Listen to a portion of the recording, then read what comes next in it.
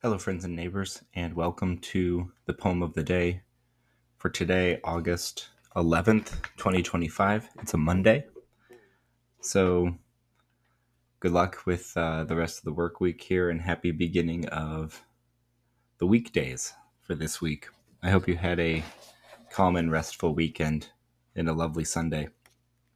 It ended up storming here for quite a bit yesterday afternoon, which put a little bit of a wrench in my plans, but was a nice kind of call by nature to slow down and to just kind of sit and rest and listen to the rain a bit, which is always a lovely unseen invitation when it comes. On the note of weather, it being the middle of August, I am always at the time of the year where I'm feeling a bit tired of the stifling heat, even though it being early to mid August, it's still certainly welcome to be in the throes of summer. But I begin really longing for and yearning for the cooler temperatures of the beginning of fall. Those times where it's still warm, but it's a warmness that you feel comes more directly from the sun rather than from the kind of suffocating humidity that's around all the time.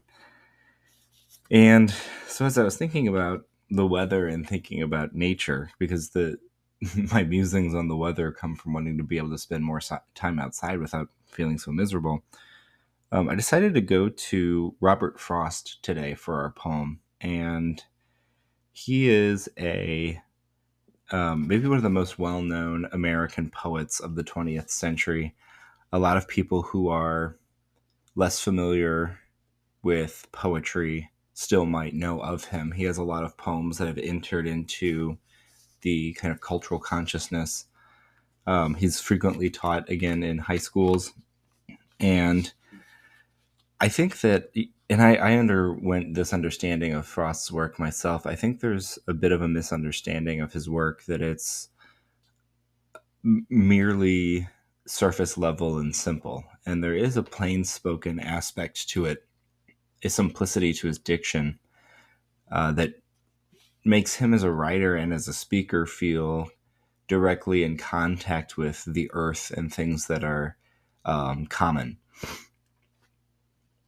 However, I don't think that means that his poems don't have a richness or a complexity. I think it merely means that in order to find that, there's something rather deceptive about them. Now, he kind of contributed a little bit to this misunderstanding by very much fashioning himself image wise as this resilient farmer poet. Which he was, but it was again something he kind of, your strange uncle was kind of the role that he took on publicly. And he would often say things like, there's two types of verse, which is heroic iambic and then broken iambic, which of course there's more, right?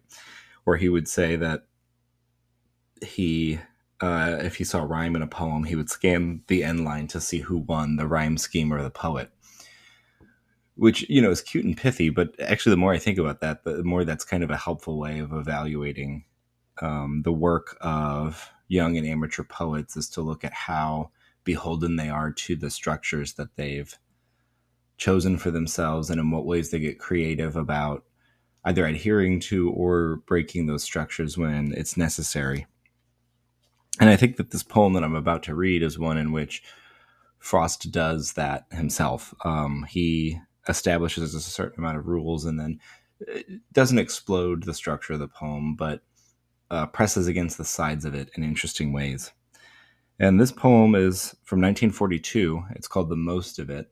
I'm told that it was originally called Making the Most of It, and that he scratched out that making because it sounded as though it was forcing the reader to read it too hopefully or too much resigned to a certain fate, and thus a directive to find optimism out of it. And he wanted it to be more ambiguous.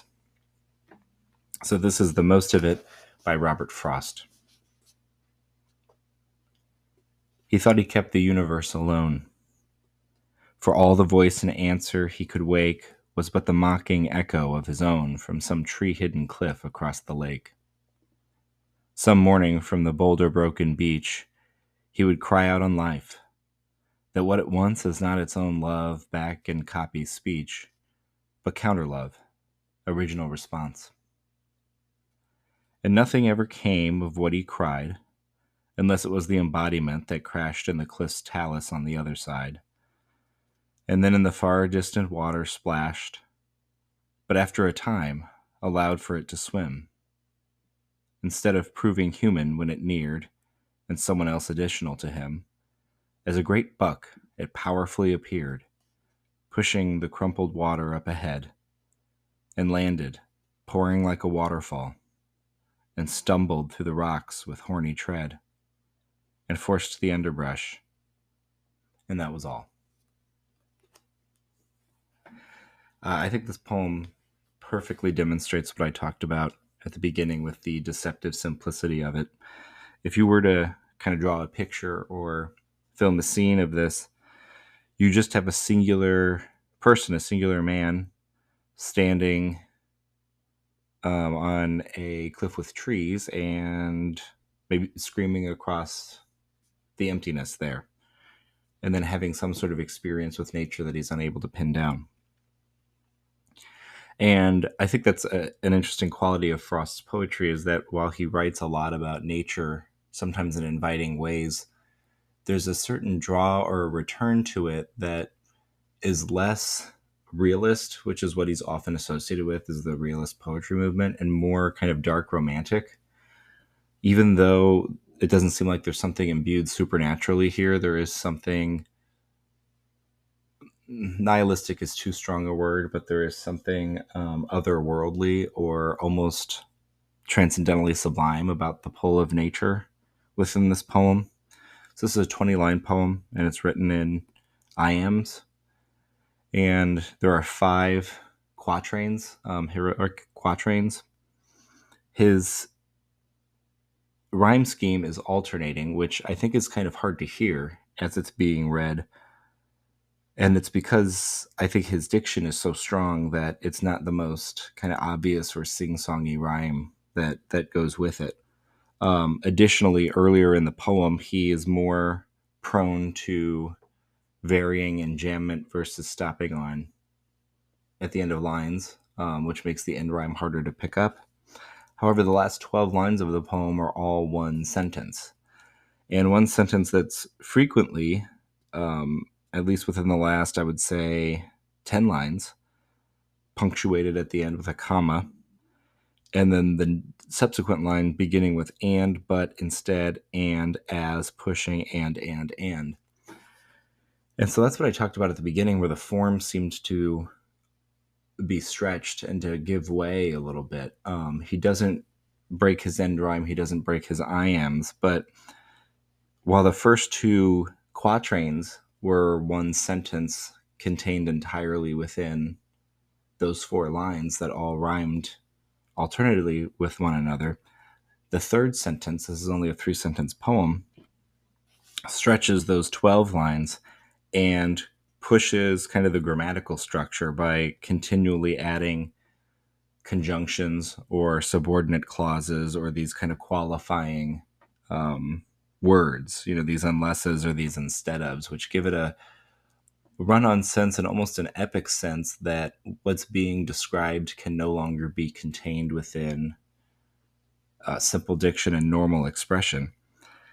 And so you get this man standing here, at the beginning, feeling kind of arrogantly down on himself, right? He thought he kept the universe alone. So he thought he alone was the person who was kind of projecting the sense of the world.